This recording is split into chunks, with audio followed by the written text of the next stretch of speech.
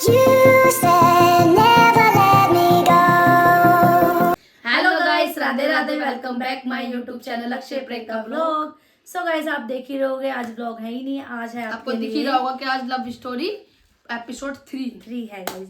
तो गाइस, आपके इतने कमेंट आने के बाद फिर हम आपके लिए आज बैठे हैं, फिर दोबारा से आपको लव स्टोरी देने के लिए। क्योंकि आप भाई इतने कमेंट कर रहे हो ना, नहीं आप व्लॉग मत बनाओ, आप सीधा बस लव स्टोरी देते रहो। कोई कोई कह रहा है कि लंबी दो, कोई कह रहा है कि एक ही बार में सब कुछ बता दो, और कोई कह रहा है हम नहीं पकड़े, आप ना बस कंटिन्यू रखो भाई, हम नहीं पकड़े। मैंने कहा अच्छा, इतनी सारी बातें एक ही बार थोड़ी ना बता पाएंगे। तो गाइस, सबसे पहले मैं कमेंट की बात करूंगी कि किसी का कमेंट आया था कि कौन से साल की ये बात है। तो ये है कि 2019 की बात, जब मैंने नन्नू ने फर्स्ट टाइम देखा था एक दूसरे को। तो 2019 की बात है गाइस। और तो गाइस, जब हम स्टार्ट करेंगे इससे, क्योंकि इसी पे खत्म हुई थी, तो भाई इसी से स्टार्ट करेंगे। मैं तो नहीं करूंगा आज। तो इसकी थी ये गाइस के इसने मुझे कॉल की थी, ये नहीं की थी, तो अब ये आपको बताएगी। तो हाँ जी गाइस, मैंने कॉल की थी, मैंने कॉल करी होगी गाइस, कैसे करोगी आप ये सोचो। तो गाइस, क्योंकि इसके पास तो कोई फोन था ही नहीं, और दूसरी बात, और ना ही किसी का फोन ले जा सकती थी, इसको अलाउ नहीं था। हाँ जी, जो क्लियर है।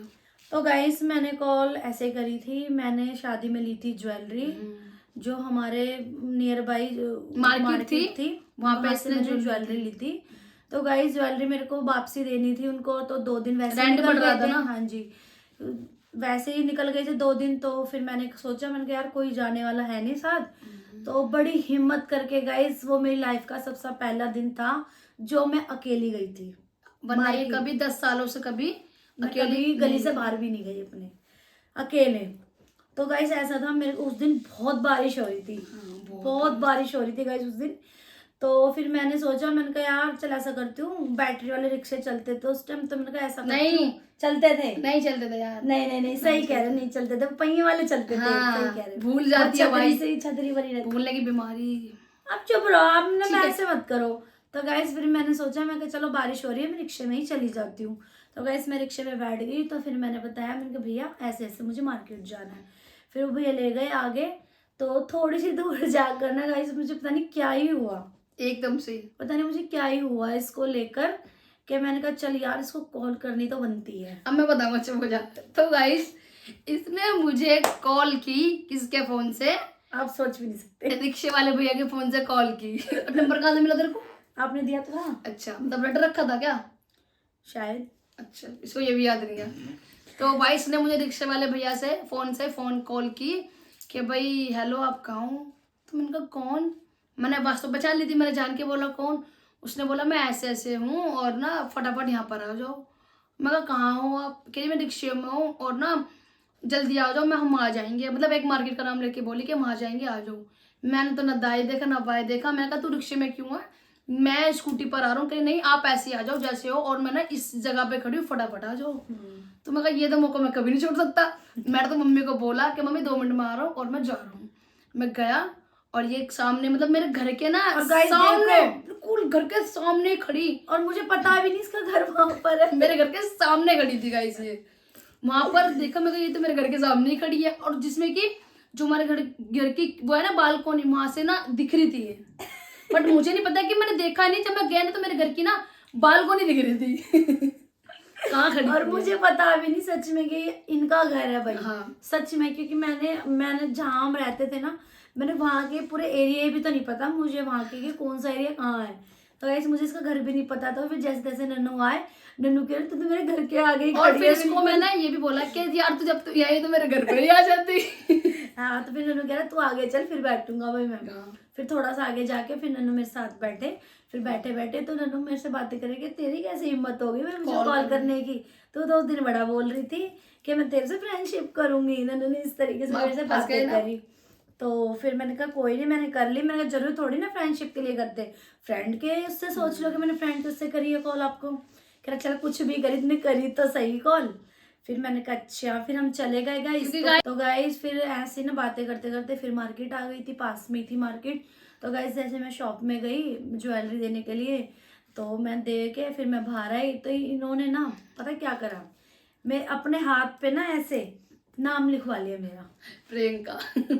इन्होंने ये ऐसी हरकत करी। फिर मैंने देखा, कह रहा देख, मैंने कहा तेरा दिमाग खराब है, मैंने कहा कोई देख लेगा, इसको मिटा दो, मैं मर जाऊंगी। इसने मेरे 10 रुपए भी बर्बाद करवा दिए थे गाइस। तुम 10 रुपए के लिए रो रहे थे। और क्या।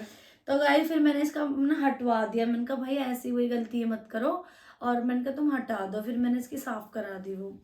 फिर गए, फिर इन्होंने कह रहे चलते वो कुछ खिला लाता हूँ। मैंने कहा नहीं मेरे को नहीं खाना, और मैंने कहा अब घर जाना है भाई, बारिश क्योंकि बहुत हो गाइस रही से है। उस टाइम इतनी डरी हुई थी ना, बस उसको यही डर था कि कोई देख ना ले, कोई देख ना ले, कोई बहुत इतनी डरी हुई थी गाइस मेरे को लेकर, ये काफी डरी हुई थी। इसलिए मुझे बस बुला तो लिए हिम्मत करके, जब मतलब कि जब जाने की बारी हुई तो उसको डर लग रहा था यार कोई देख लेगा। मैं कहा यार कोई नहीं देखेगा, तो क्यों टेंशन ले रही है, कोई नहीं देखेगा। फिर भी बट मेरी सिस्टर ने मेरे को देख लिया। उसने मुझे देखकर वो इग्नोर उसने चली इग्नोर गई। कर दिया था, लेकिन उन्होंने हमें कुछ नहीं बोला भाई। उसने तो देखा, और जो गाइस मेरी हालत खराब हुई है। जी इतना डर गई गाइस, इतना डर गई। मैं कहा मेरे को ना मेरी बहन ने देख लिया, सिस्टर ने, मतलब इन्होंने कहा था ये तो गाइस ऐसे सर पकड़ के बैठ गई रिक्शे में ही। मैंने कहा अब तो गई भाई मैं। और उसी टाइम ही उतर रही थी। हाँ, कह रही तुम चले जाओ रिक्शे में, मैं उतर रही हूँ, तुम जाओ तुम जाओ। मैं कहा नहीं कुछ नहीं होगा। बट इसको नहीं पता था ना कि क्योंकि मेरी बहन में से बहुत फ्रैंकली थी, इसलिए। तो चलो फिर बता देता। तो गाइस फिर मैंने इसको, हम वापसी आए तो इसने कहा कुछ खा ले खा ले। फिर मैंने नहीं खाया कुछ। फिर इसने बताया कि दीदी मिल गई थी। फिर गाइस जैसे ही थोड़ा सा हम और आगे गए, फिर इसके घर से मैंने इसको बहुत दूर पहले उतार दिया था। इसके घर से पहले उतार दिया था मैंने। मैं कहा चलो कोई देख ना ले इसको भी और मुझे भी। तो ये फिर वहां पर मैं भी उतर गया था, क्योंकि गाइस ये बहुत डरी हुई थी, बहुत ज्यादा। मैं बहुत डर रही थी। फिर इसको उतारा, फिर मैं जा रही थी, तो नन्नू का मुंह इतना सा हो गया गाइस। होगा नहीं यार अब पता नहीं कभी मिलना होगा भाई। और वो वाली बात तो बताओ, आप रिक्शा वाले भैया क्या कह रहे थे? कौन सा लिए? भाई कॉल कराई है उसने, मुझे याद नहीं। अभी भूल गए? तुम बोल रहे थे ओ भाई शुक्र, भाई रिक्शा वाले भैया आपका बहुत बहुत शुक्र कि आपने कॉल कराई इससे। भूल गए? वो याद नहीं, मतलब देखो मैं भी थोड़ा ना वो पड़ जाता है ना सब भूलने का। तो गाइस नन्नू ने इतना वो हो रहा था, रिक्शा वाले भैया को इतना बोला था, भगवान कह रहा तुम्हारा बहुत बहुत शुक्र है कि तुमने कॉल करा दी भाई, नहीं तो मेरा इससे कोई तो थी नहीं भाई कॉल करने की। और जल्दी से कोई कराता भी नहीं है यार ऐसे कॉल। है। तो गाइस फिर ना मैं जैसे इसको छोड़ के जाने लगी, तो इसका मुंह इतना सा हो गया छोटा सा कि यार अब ये जा रही है, पता नहीं कब कॉल करेगी कब नहीं करेगी, इससे कब मिलना होगा कब नहीं सच होगा। में तो मैं बहुत टेंशन में हो ले गया था। लेते हैं बहुत। तो मैंने कहा ऐसा कुछ नहीं है। मैंने कहा कोई नहीं, मेरा मौका लगेगा तो मैं कॉल करूंगी आपको पक्का। बट मुझे गाइस सच बताऊं, नन्नू को उम्मीद मुझे नहीं कोई थी उम्मीद नहीं थी कि ये मैं कॉल आज के बाद करूंगी। मेरे से मिलेगी और कोई कॉल करेगी। हाँ, क्योंकि इसका मौका जब भी था, उसके बाद कोई मौका नहीं मिलेगा, मेरे को पता था। तो गाइस फिर मैं घर चली गई। फिर 2-3 दिन ऐसे बीत गए, खत्म हो गए। तो नन्नू बहुत वेट करते रहे। बताओ मैं कम से कम 5-6 दिन मैंने बहुत वेट किया। अब आएगी कॉल, सुबह शाम रात को, मतलब मेरे को कुछ नहीं अच्छा लगता था। बस जब से मिलना हुआ ना, उस टाइम से ना मेरा बस ये था कि मैं कब उससे फोन पे बात करूं, कब इससे मिलूं। तो एक होता है ना अटैचमेंट, बस अब मुझे कुछ नहीं चाहिए, ना खाना ना पीना, सिर्फ वही चाहिए मेरे को। तो मेरे साथ ना ऐसा वाला कुछ हो गया चल रहा था नन्नू के हाँ। साथ ऐसा। तो फिर उसके बाद 5 दिन बाद इसकी कॉल आती है, और बड़ी उम्मीद लेके आया था। मैं कहा चलो यार करेगी। फिर उस उम्मीद में इसका 5 दिन बाद कॉल आई। अब वो ही बताइए। तो गाइस मैंने कॉल करी थी अपने हस्बैंड के फोन से।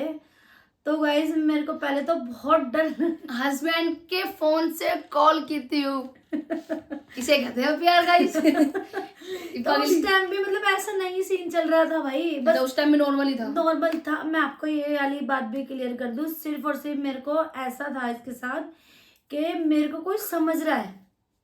ये वाली बात थी उस टाइम। कोई फीलिंग नहीं थी, कोई कुछ नहीं था।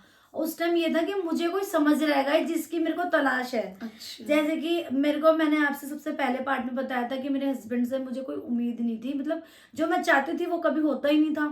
तो वो वाली चीज मुझे इसके अंदर दिखी, उम्मीद जग रही थी मतलब इसकी। तो इसका ये था हाय हेलो भी। बट 5 मिनट के बाद मैंने गाइस, ये मेरा इतना मन खुश कर देता ना, तो गाइस ऐसा और मेरा दिल खुश होता था, दिल धक धक इतने जोर जोरों की भाई। तो गाइस उस टाइम पे ऐसा कुछ नहीं था, बस हाय हेलो फ्रेंड भाई, ये बातें इतनी अच्छी अच्छी करते थे, इन्हें फंसा लिया बातों में ऐसे करके।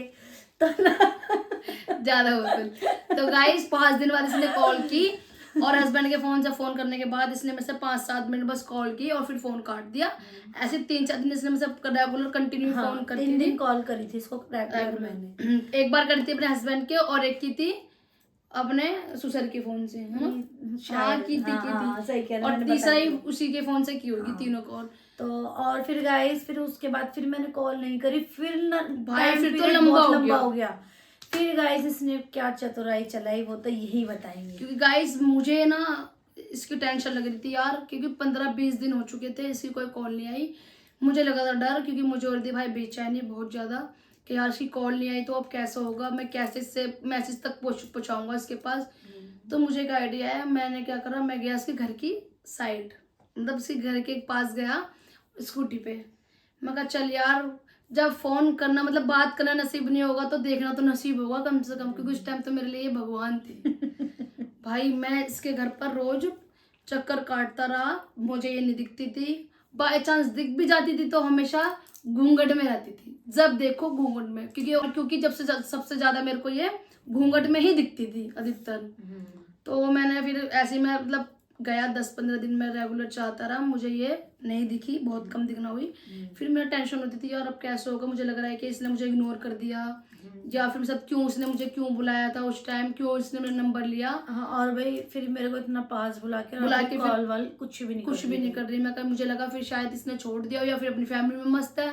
फिर मुझे ये भी डर लग रहा था कि इसके घर में कुछ पता ना लग गई हो ऐसा कुछ। तो क्योंकि ये मुझ टाइम मेरे साथ मिलने आई थी तो उस टाइम किसी ने घर वालों ने ना बता दिया हो कि ये वही दोनों ऐसे से मिल रहे थे, उस टाइम मुझे ये भी टेंशन हो रही थी गाइस। फिर उसके बाद कोई कॉल वगैरह नहीं आती, कुछ भी नहीं, ऐसे चक्कर मारते मारते मैंने क्या चक्कर चलाया।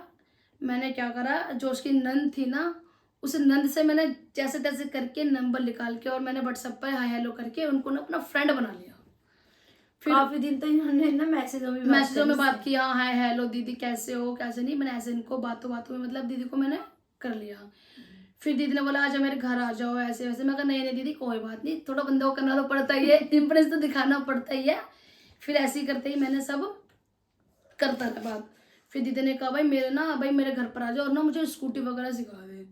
तो मैं स्कूटी वगैरह सिखा दे, मैं तो दीदी तुम्हें 10 स्कूटी सिखा दूंगा, बस मुझे दिख जाए एक बार, ऐसे तो 10 स्कूटी सिखा ही दूंगा गाइस मैं।